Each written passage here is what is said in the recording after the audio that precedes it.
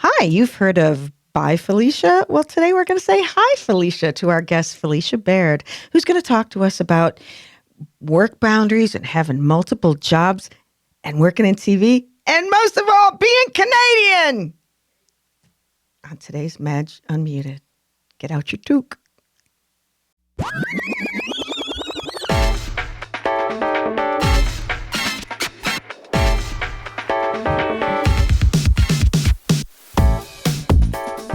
Hey, everybody. Welcome to another episode of Madge Unmuted. I am your hostess, Madge Madigan. That is I. I know my pronouns. And that, the dulcet tones you hear in the other room are my lovely and talented producer, Fitz. Welcome. Scott Fitzgerald of RockFox Studios. Hi. This fine establishment where you too can record some shit. You two recorded here? But anyway, we have a guest today who has an evolving career right now, shall we say. And this is our first international guest. Oh, that's exciting. From Canada. She's had a successful career as a production manager for television. That's like all encompassing. We'll get to that. And she's launching a second career with a new business, Ease and Flow Consulting. And we'll let her explain that. Please welcome Felicia Baird. Welcome.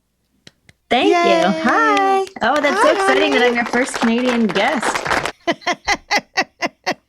I know. Yeah. So let's start with the most interesting thing. You're Canadian? No, I'm kidding. But, that was no reflection on you. That was just that we're really sheltered here. So yeah, you're right over the border, right? Over from Buffalo. Yeah, from the Buffalo side. Yeah, I'm just in Toronto. Woohoo! Woo. So Felicia and I met at a conference. You know the conference with no food, Fitz? Yeah. Fitz That's fun. Fitz kept pressing me about the food there. I'm like, there was no food. We had to get our own. The whole part of conferences is the food. I mean, come on. Well, yeah, okay, they talk about stuff you're interested in, but well, we got some valuable information there from the Purpose Pioneers, and that's where Felicia and I met out in Austin, and we vibed, and I was like, cool, we got a collab. I'm such a great interviewer. I have to say, you're probably one of the funniest people that I know. I'm so happy that we met. I think you're the only one that I speak to outside of the conference. And oh, yay! Yeah, Thank you're you. Awesome. Yeah, same here. Well, other than Kira, because she was my friend beforehand. Oh, yeah. She was great. What? She was great. Yeah, she was. She is. Actually, I just saw her in person because she came and visited the old town where she lived, where where I see her. Anyway, let's go first. You have been a television production person for a while. Yep. I'm a television. It's a producer. Okay, so, but that's a lot of different things, isn't it? Yeah. So, speaking of multifaceted, I jumped around in television a lot. So a lot of the times you kind of get grouped into one side. So you're either on the logistics side. So you're figuring out like how the crew gets around, permits, like hotels, like all of that. You really look after the crew. And then on the other side, it's creative. So you really look after the people on camera. So you're casting, making sure they're comfortable on camera, coming up with the story, what you see on camera. And I don't know. It's kind of rare. I didn't know it was that rare, but I have experience, like a lot of experience on both sides. So, that's cool. Yeah. And so, but I think it's because I get bored. So I just jump around and I'm just like, and then someone was like, like, how do you have so much experience on both sides? But I didn't just start a side, like I jump around. So it's like, sometimes I'll go back to the logistics side. And then sometimes I'll go back to the story side. And it's simply just because I want to. And but it's like rare to see it on a resume, I guess. Yeah. When I was in TV, in the late 80s and early 90s, dating myself, I went to college for communications, and I kind of jumped around from like traffic department to sales assistant to on air to, and so I had the same thing, and people like, wow, you can do anything. And I'm like, yes, because I would like a job, please. So Yeah, I know. You're literally never out of work when you can do it all. yeah, exactly. So you're still working on something right now, right? Yeah. Aren't you on a production? Yeah, it's well, the best part is that now I am working for a charity. So I am freelance and I am the thing, and it's all in like All you the things. literally it's all in your connection. So it's like you just message everyone that you know and you're like, hey, I'm available for work. And then this one came up, and we're going to be putting on like a live competition show for Fighting Blindness Canada. And it's my first time putting together something for a charity. I've worked on really good feel-good shows, but like it feels really cool to like work with real people doing real impactful stuff. Like that's pretty neat, and it's not that scripted, and it's awesome. You mean like writing questions for Family Feud Canada? Wasn't that fulfilling? a lot of questions. Yes, that is something Felicia did. It's on her LinkedIn. Yeah. And it's it's fun and it's cool to tell your family that you worked on them, but you can only come up with so many questions. I mean, there's only so many questions out there that you can ask on Family Feud. How did you get that gig? Again, was it just dialing for dollars? Yeah. Just had a friend who was working on it, and I messaged her saying I'm available for work. And then she was like, hey, we got an opening on Family Feud. Do you want to come on? And I said, sure. So I just hopped on. Oh my God. Okay. So, I was going to ask you, you mentioned about reality shows being scripted or whatever, you did, whatever, you kind of alluded to. I was going to ask you that, but, I was like, okay, she probably has like an NDA that she's not. Isn't that an NDA? Yeah. Disclosure. Oh, thank you. And agree. Yeah, that you can you discuss? But it's not. I think the cat's out of the bag. It's not a huge secret anymore that reality shows have some sort of. They still like to try to pretend that they're reality, but everybody kind of knows that there's people sort of guiding the narrative, to some extent. I mean, I think that it is all real. It's not faked by any means. Like every situation that we find ourselves in is real. But you gotta kind of play some stuff up for TV. They are actual situations. Now, whether the people that are on screen like actually think it's that big of a deal, or if we're just like, hey, like that's our beat, like let's play this up kind of thing. Yeah. I've noticed on TV shows, on the reality shows, they're kind of going towards breaking down the fourth wall a little bit now, because they'll show an outtake, or you'll hear the producer's voice off stage, and they'll have the subtitles, that they're asking the questions and the confessionals and stuff. And, or, once in a while they'll show the crew and be like, now let's talk about this, so they're kind of telling on themselves, I guess. I don't know. Yeah, so, yeah. You just kind of take your little nugget and you run with it, right? Yeah, exactly. So more. What do you think? Yeah, right. And have another cocktail, by the way. Yeah. So, this show that you're working on, you said it's so is it like it's a reality show too, competition, or what? Ooh, this is a good time to plug it. So it's it's kind of, so what we're doing right now with this is we're working with Fighting Blindness Canada, and we're creating kind of like a Shark Tank thing. So with this competition, you have 4 finalists that are PhD students that do visual research. They do research for the vision, and they try to make that community and the world a better place by providing more accessibility to vision, like trying to prevent vision loss, right? Because like that's obviously a huge hit to your lifestyle, to your life if you can't see. Yeah. So whatever they win, whoever wins gets $100,000 towards their grant. Oh, very cool. And it's like a live show. So that's what we're going to be filming next weekend, and you can like buy your tickets to support.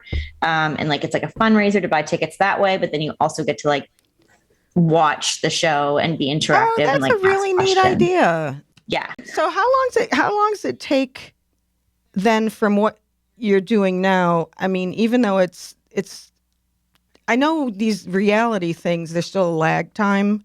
How long does it take you to get from filming to to air, I guess? So what I'm doing right now, that won't be long at all because we're at probably a couple days. Because it's kind of in real time. That's what I was gonna ask about the real time thing. Yeah. Okay. So it's as much as a live show as we can get. But in terms of like the other shows that I work on, I mean, some of that can take. We've had networks rush stuff. We would shoot an episode and like the network wants a cut in like 3-4 weeks time, which is insane. And so we would rush that. Or sometimes, you collect all the footage as much as you can. And then the edit starts kind of near the end of shooting. So it could take, about 6 months before a show can air. Yeah. I've noticed that like on kind of, I guess most of the Bravo stuff that, you'll be watching it in summer and it's taking place in Christmas. So I figured it was about like about a 6-month thing. But hey Fitz. Yeah. I was to say now Fitz does video and audio production. Fitz made a movie. Didn't you, Fitz? I did. Okay, you can go back to your nap now, Fitz. It's on Prime, but we're not here to talk about me and my movie. What's it called? Well, I am. I'm asking you about it. So freaking answer my question. Fine. So anyway, how long did it take you to get from shooting to put now? Oh, when did you put out, Fitz? Yeah. Okay. No, well, we split our movie into shooting all the exteriors in September and then all the interiors in March because we didn't have all the money up front. So we had to kind of group it that way. But we had like, I think, 20 days of shooting. Mm-hmm. Oh. And then it took me about 2 weeks to make the first cut. Really? Was it a show or a movie? It's a movie. It's a 95-minute comedy. It's a very funny. It's called Bottom Feeders. Bottom Feeders. It's on Amazon Prime. I'm assuming it's the same in Canada. I don't know. Yeah, so I could totally see why you would be a hot commodity, being on both sides of the production craft, I guess you could say. Working with talent and then working with all the schedules and stuff. Yeah, that was one thing that I learned with doing this, because I always thought of myself as more of a creative producer. But I found out that, working with all the schedules and all the other stuff in the crew, I really enjoyed that. So I ended up doing that too, which was pretty cool. Yeah. I think it is like, it's this addicting thing where you're like, I just want to be able to control everything. Yeah, I mean, you get this incredible sense of accomplishment when you're met with a really ridiculous problem that you didn't see coming, and then you solve it somehow, and people think you're amazing, and you're like, well, all I did was flip this switch. But hey, if you think that's amazing, but you know what I mean? Like you get, there's always those problems when you're doing production that come up that it's like, always, yeah. Always. Who do we have to fire? And, I thought you were going to say another F word. No. Who do we have to? That too. Yes. Sorry. Production's a lot different here in Rochester than it is in Canada. Wait, maybe that's just me. We don't pay people with money, apparently. Oh, that wasn't necessary. Whoops. Just favors. Yeah, that wasn't necessary. Nope, but thank you. He fooled me. I had a question there. Oh, no, the closest thing I ever got to being a production assistant was like getting snacks for the talent. Hey, craft services is very important. Yeah. It's I've literally had people get very mad at me if our table is not stocked adequately. Really?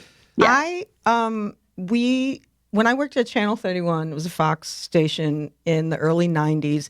They ventured into doing some local shows. Remember all of a sudden it was a thing when DJs wanted to have like a kind of a Saturday night 11:30 slot show. They were all trying to be Howard Stern, whatever. And anyway, I don't know, a couple other talk shows. And it's funny because this is when a period where they were kind of not so great anymore before they came back into vogue with nostalgia. I got coffee for Run DMC.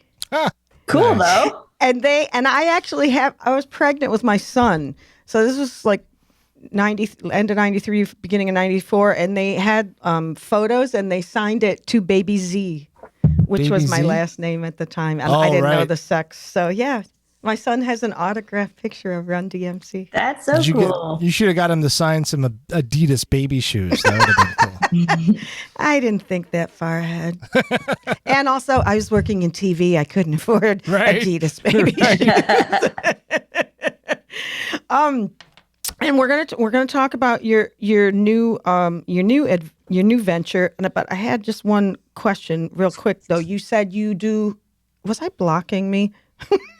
Is this a good shot? Yeah, that's a great shot. Keep that up. That's perfect. You said you even did some casting. Oh yeah. That's on the creative side. So a lot of the times, I've worked in development too, where you just kind of like start at a company and then you just start searching around and looking for people to put on TV. Like you're looking for the next big hit. And you kind of just message people out of the blue, ask to make a casting tape, sit with them on Skype, cut it together, and then production company is like, yay or nay kind of thing. That's so funny. I've been contacted out of the blue 3 times over the past several years about being on shows. And obviously I never got picked, but they just found me on the internet. Like, oh, it's kind of funny when people do that, because I know a guy locally here that was, I guess he got some gig to produce somebody's commercial, and it was a soap company. And so instead of having a legitimate casting call, he just started reaching out to hot girls on Facebook and saying, hey, you want to be in my soap commercial? And he wondered why everybody was angry at him. Yeah. Yeah. See? And but you it's made crazy. fun of me for the F thing. In the world of like TikTok now, in the world of all of this stuff, like people like Cat and Nat, like they're, I think in Canada, but they're like this comedy duo and they are just taking over Tide. And it's like, you don't need actors anymore. You just have you just bring in the influencers that actually have a following, that actually people, want to see, that are relatable, and putting them on the screen instead. I tell you what, though, there's I think that that's all well and good, but you start to figure out, the difference between people like that and the actual pros when you work with them, and when you're dealing with deadlines, and when you're dealing with working with other people. And it's like, oh, I wonder why this guy didn't show up. It's like, because he's a TikTok guy. He's not a, you know what I mean? Yeah. Sometimes you find a good one that has the good work ethic and they're professional and everything. And then the rest of them are just like, oh yeah, I'm doing this and I'm doing that because I'm awesome because I look good in a bikini. Or the TikTok guy that just got indicted for murder yesterday. A TikTok guy? Oh, yeah. Who's that? His name is like Ali Abulaban, something like that. And he I read about that. Yeah, his wife and he just separated, and he installed a spying app on his 5-year-old's iPad. Yeah. And he heard or whatever that the wife obviously had a guy over, and he ran over there and with a gun and he killed her and the guy. Yeah, I read that. But I think there is something different about Cat and Nat are a brand and they take that as their business, and they take that. So they're pros. Instead of hiring, willy-nilly chick 18-year-old who's got a lot of things. Here's another quick question. When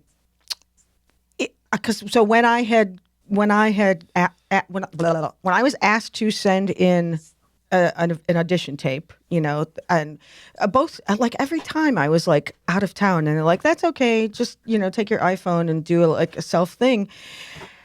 And I was just like, hi, my name is Madge, and I'm most of them were always dating or divorced, and I was like, yeah, I've been divorced for so long, and they had a set questions, and then I thought about it afterwards, were you maybe not as, for lack of a better word, obnoxious enough extra? Was I not extra? Are they looking for extra people, or I was trying to be normal? Do you think somebody who they do look for extra to a certain extent? I think that there is something to be said about that kind of audition tape, because you're not used to that, right? It's not like you're going to sit there, film yourself and make jokes alone. Yeah. So, they'd probably take it from your already existing footage that they found you on, and they just kind of edit it together how they need to. Yeah. The last one, she made it sound like we just want to get a taste of like you as a person, personality. So like just talk. So I know and they'd asked me, you know, for my social media and other things. So I'm sure they already saw that. So next time, be more extra. Yeah, be extra. Be extra. Exaggerate. Yeah. Okay, so you were talking about multi-occupational. You have decided to make a turn, a combo platter, if you will. So let's start off with, what's your new venture? So my new venture is Ease and Flow Consulting that you were talking about. It's the speaking thing that I'm trying to get into, which I am kind of into now.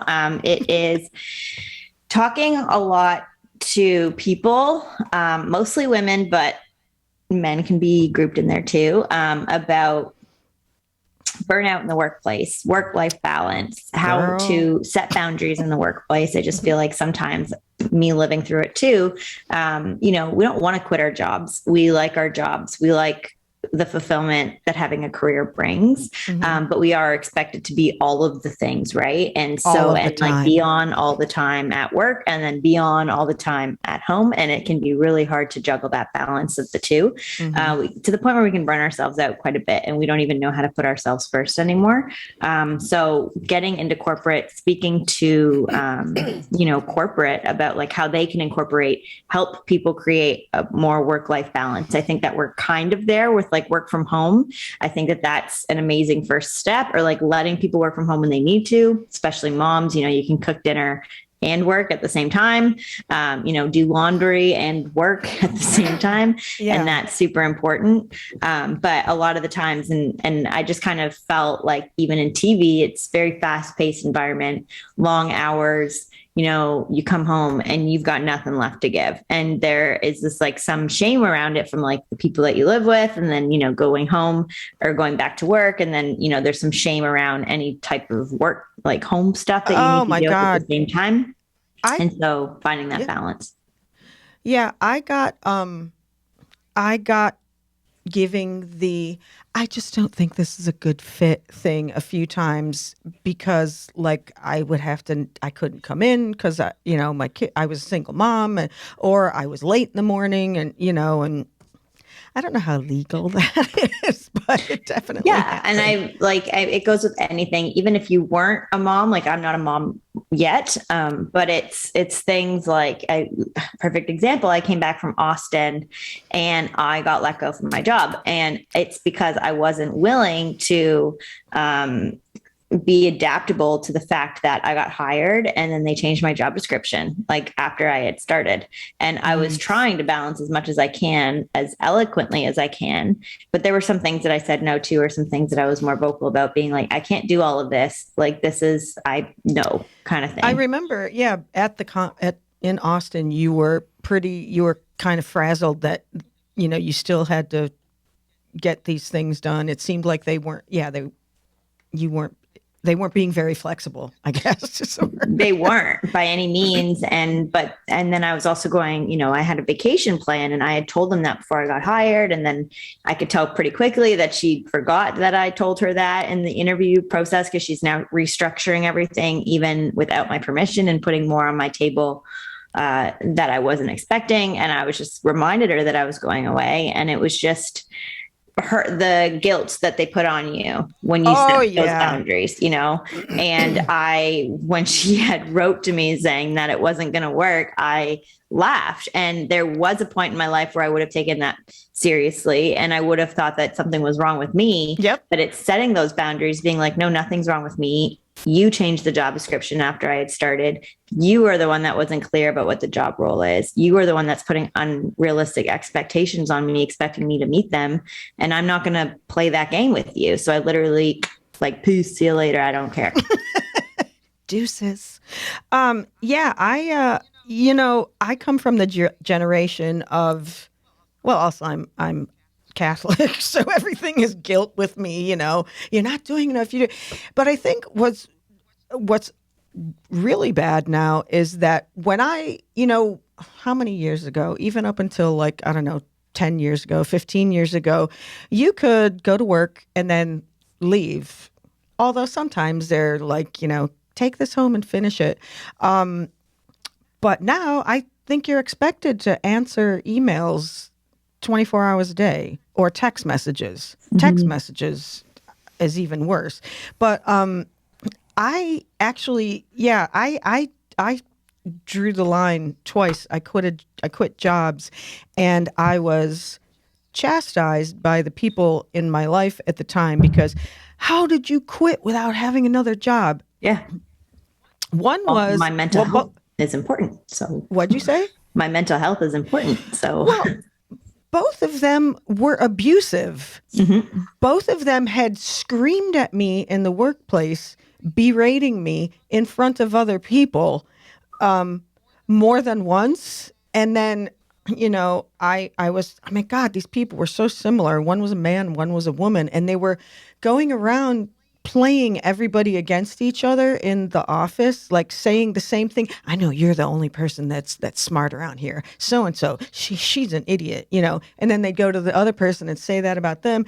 Yeah. But also after like the second time of screaming at me in the middle of the office when I hadn't even done anything, actually they had done something wrong. So they started screaming at me. I was like, yeah, I'm gotta go. Mm-hmm. I gotta go. Yeah, exactly. I'll clean out my desk.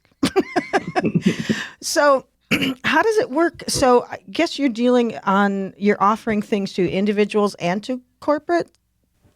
Yeah. So a lot of speaking gigs. I mostly get into corporate, but like some, conferences and stuff like that would be what I would be getting into. A lot of companies now, especially with work from home, are bringing in people to speak to people over Zoom about like work-life balance. Because now there's like an expectation that like you can't just shut your laptop off and like walk out of the office and like that's the end of day now, right? Like it's all in your living room. It's all what you're doing now, and that's your office. So it's like it's hard for people to shut off. There's no end of day anymore. And a lot of companies like will bring that in and talk about that. Yeah.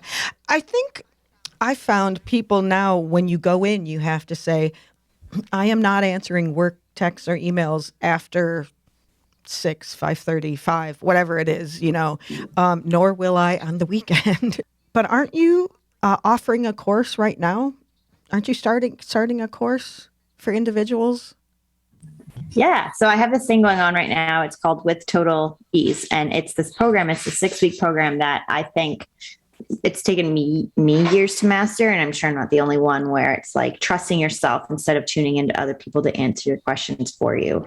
Learning like how to balance like the masculine, feminine energy, like the masculine of doing and like being that that badass woman that can do it all. And then also how to lean back and receive and let things be done for you, guilt-free. I like that song. Yeah, lean back. And like how to like be unapologetic about that energy that you're bringing to it. So it's taken me a while to accomplish that. And so I'm helping other people bring that in too. So if that's something that they would be interested in, I could send you a link to that. Like that. Yeah. Yes. You got it. Look at that. Snazzy. He's quick. Got a little graphic up.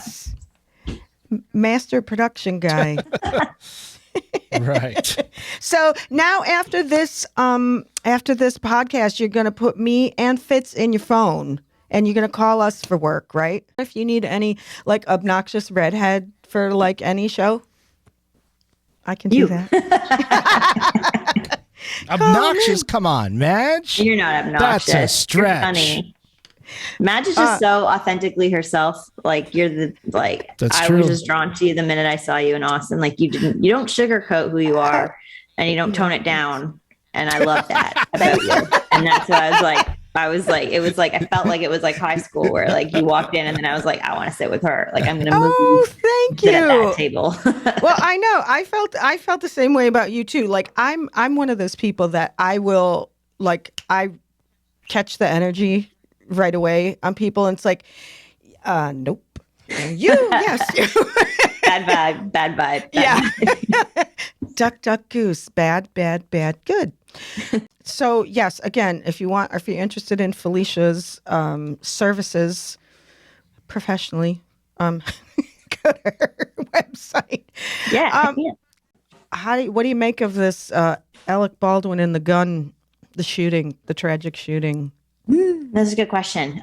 When it first happened, I was like, oh God, like my first reaction was like, oh, people are going to like blame Alec Baldwin, and it's not his fault. It's never the actor's fault. Right. And I don't know enough information about it to say otherwise. I heard that it's his production company, but there are people you hire on set to make sure that doesn't happen. And an actor isn't one of them. However, a producer is. So if he is one of the producers on the show, then I think it changes the narrative a little bit. But I would never in a million years when that first happened think that's his fault. And I would have like defended him. I do think he has a credit as a producer. Well, I actually think it's his company. We don't know to what extent. We don't know what his role as a producer in it is. Yeah, I know. There's a lot of hearsay because people are saying it's his company. His company is the one that's running it.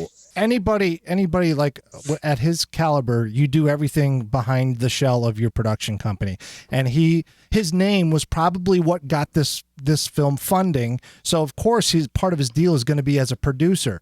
The blame is for the on-set armorer and the first assistant director who's in charge of set security, set safety, I should say.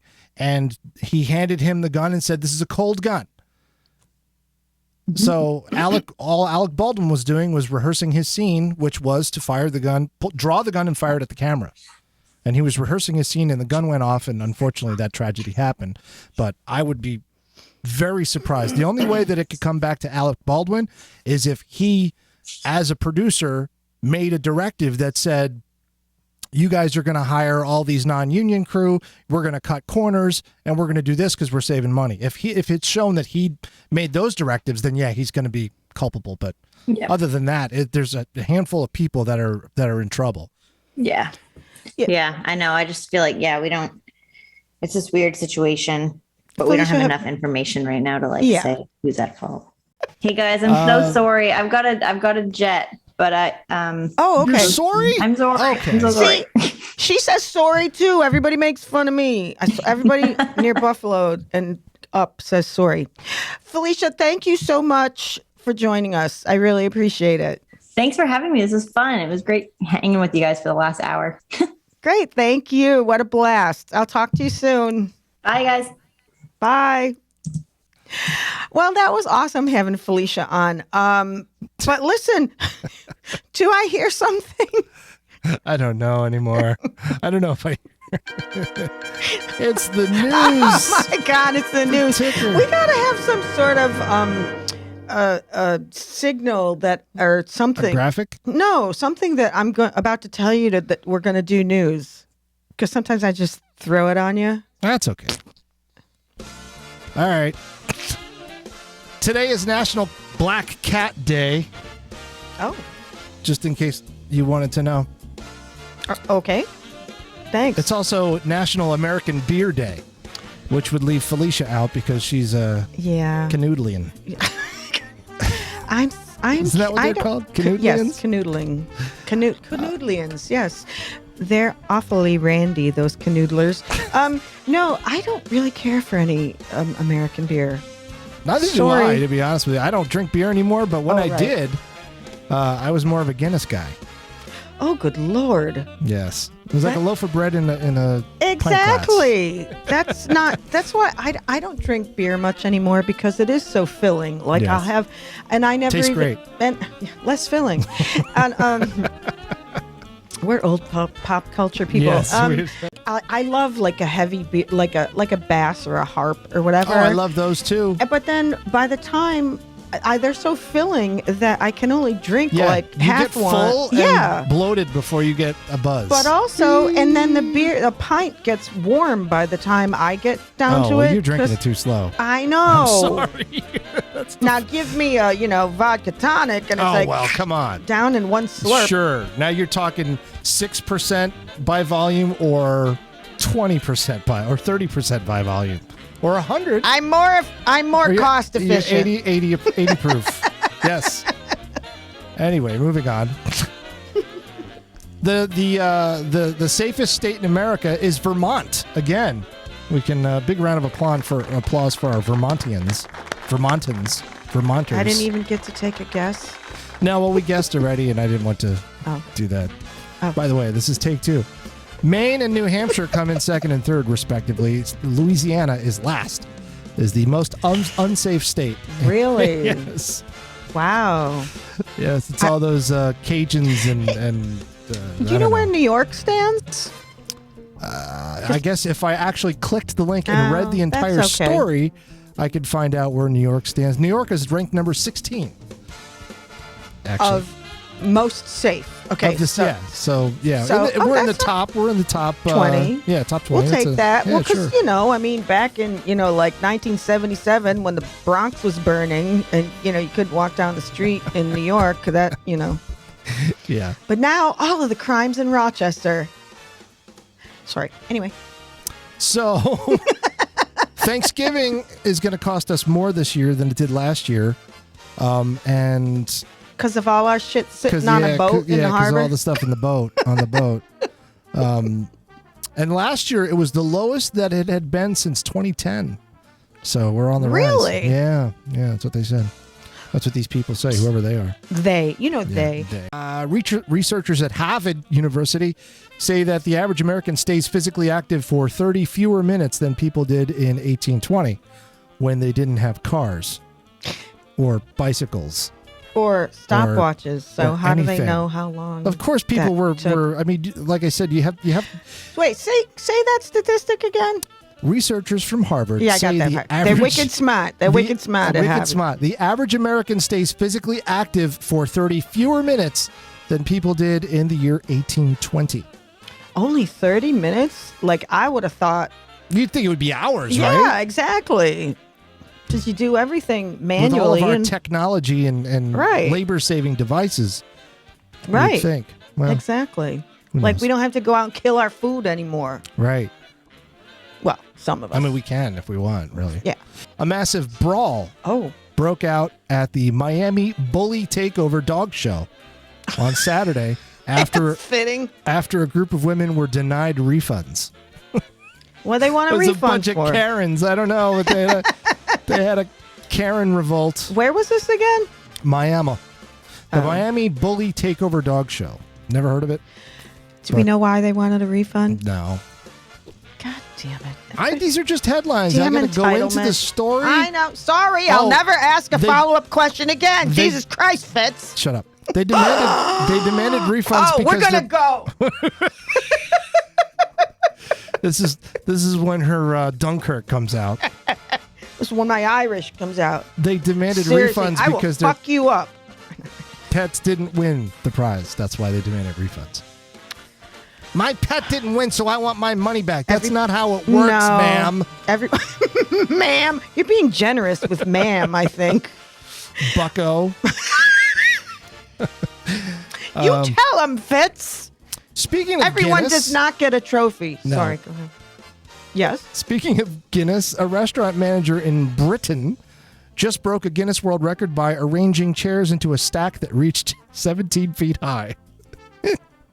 If you ever want a reason to go to Britain, and this is just regular Britain, it's not the great one. I was just going to say that obviously Britain. That isn't the great it's part regular of Britain. I thought maybe it was Scotland. It's not Scotland. It's crap. There's a video of a bear crashing a wedding reception, and even though people saw it, they just continued eating. Because, goddamn it, nobody's going to stop me from eating my prime rib. Exactly. In 2020, cigarette sales were up in the U.S. for the first time in 20 years. I wonder why. Because everybody sat home smoking. So they hadn't jacked up cigarette prices in a while? Cigarette sales were up Oh! for the first time in 20 years. I'm pretty stupid. Sales. Well, Just like liquor went like sky oh, high. yeah. So anyway, I want to thank our guest, Felicia Baird, today. Don't forget her, if you're interested in any of her courses or services, by FeliciaBaird.com. I want to thank Fitz. You're welcome. Sure. That's all you need to know. No, Fitz, rockfox.com, Rockfox Studios, for if you want to make a podcast or any other things. We could do remote stuff too, so you don't have to be in Rochester, New York to utilize my skills. Ooh. Yeah. Hear that, ladies? Yes. Oh, anyway. With the goddamn bear claw. And I'm Madge Madigan. Please do, while you're here, subscribe. Like, share, reduce, reuse, recycle. And because more subscribers gets me closer to making money off this thing. Well said. Yeah. So anyway, thanks for joining us. Right. And I hope Well said. to see you next week on the next episode of Madge Unmuted. Bye, Felicia. Bye, Felicia.